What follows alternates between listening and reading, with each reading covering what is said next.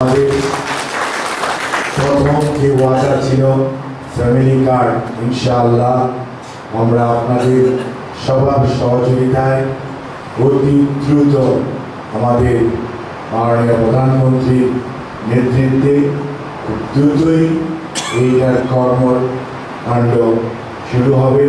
প্রাথমিক পর্যায়ে এটা পাইলটিংয়ের মতো, অর্থাৎ হয়তো বাংলাদেশের 8টি বা 10টি উপজেলার মধ্যে এটা হবে।